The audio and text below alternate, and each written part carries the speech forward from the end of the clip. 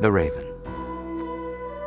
Once upon a midnight dreary, while I pondered weak and weary over many a quaint and curious volume of forgotten lore, while I nodded, nearly napping, suddenly there came a tapping, as of someone gently rapping at my chamber door. "'Tis some visitor," I muttered, "tapping at my chamber door. Only this and nothing more." Distinctly I remember it was in the bleak December, and each dying ember wrought its ghost upon the floor. Eagerly I wished the morrow. Vainly I had sought to borrow from my book surcease of sorrow, sorrow for the lost Lenore, for the rare and radiant maiden whom the angels name Lenore, nameless here forevermore. And the silken, sad, uncertain rustlings of each purple curtain thrilled me, filled me with fantastic terrors never felt before, so that now, to still the beating of my heart, I stood repeating, "'Tis some visitor entreating entrance at my chamber door, some late visitor entreating entrance at my chamber door. This it is, and nothing more." Presently my soul grew stronger, hesitating then no longer. "Sir," said I, "or madam, truly your forgiveness I implore, but the fact is I was napping, and so gently you came rapping, and so faintly you came tapping at my chamber door, that I scarce was sure I heard you." Here I opened wide the door. Darkness there, and nothing more. Deep into that darkness peering, long I stood there wondering, fearing, doubting, dreaming dreams no mortal ever dared to dream before. But the silence was unbroken, and the stillness gave no token, and the only word there spoken was the whispered word, "Lenore." This I whispered, and an echo murmured back the word, "Lenore." Merely this and nothing more.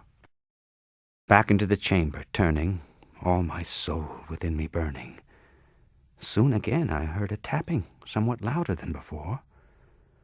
"Surely," said I, "surely that is something at my window lattice. Let me see then what thereat is, and this mystery explore. Let my heart be still a moment, and this mystery explore. 'Tis the wind, and nothing more." Open here I flung the shutter, when, with many a flirt and flutter, in there stepped a stately raven of the saintly days of yore. Not the least obeisance made he, not a minute stopped or stayed he, but with mane of lord or lady, perched above my chamber door, perched upon a bust of Pallas, just above my chamber door, perched and sat, and nothing more. Then this ebony bird, beguiling my sad fancy into smiling, by the grave and stern decorum of the countenance it wore, "Though thy crest be shorn and shaven, thou," I said, "art sure no craven. Ghastly, grim, and ancient raven, wandering from the nightly shore, tell me what thy lordly name is on the night's plutonium shore." Quoth the raven, "Nevermore."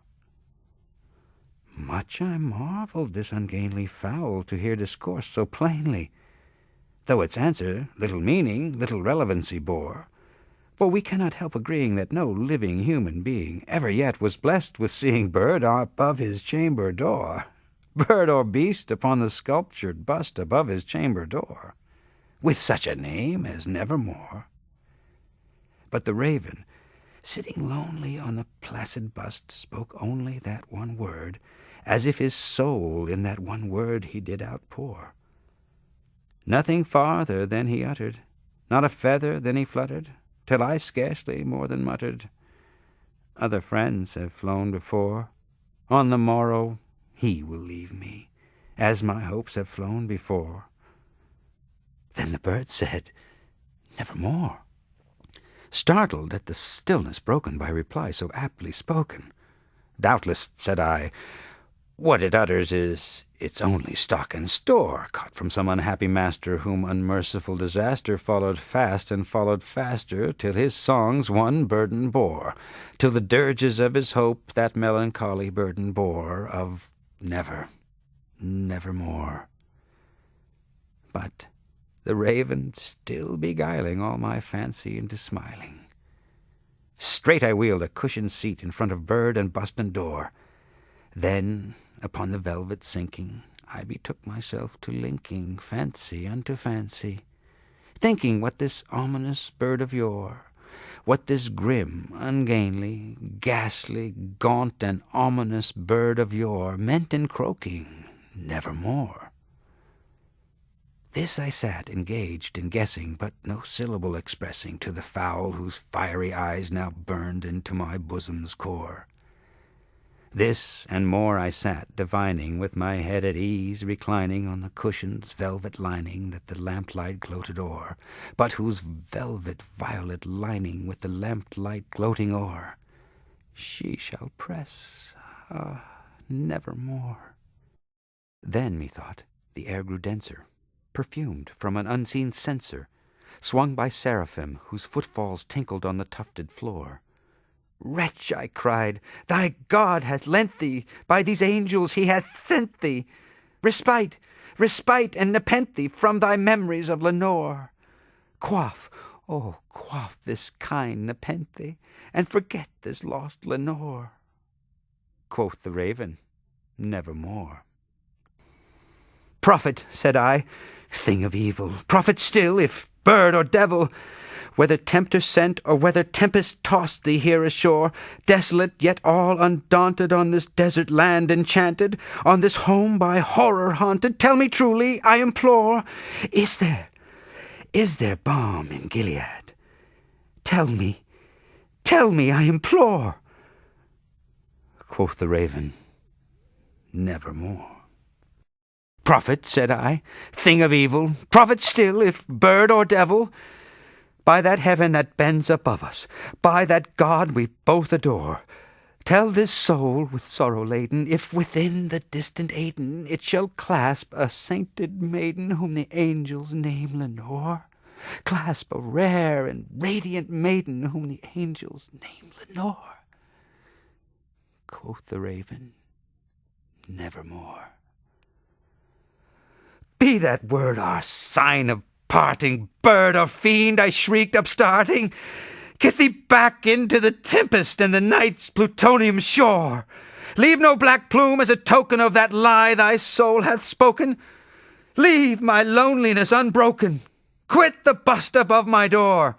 Take thy beak from out my heart, and take thy form from off my door. Quoth the raven, nevermore. And the raven, never flitting, still is sitting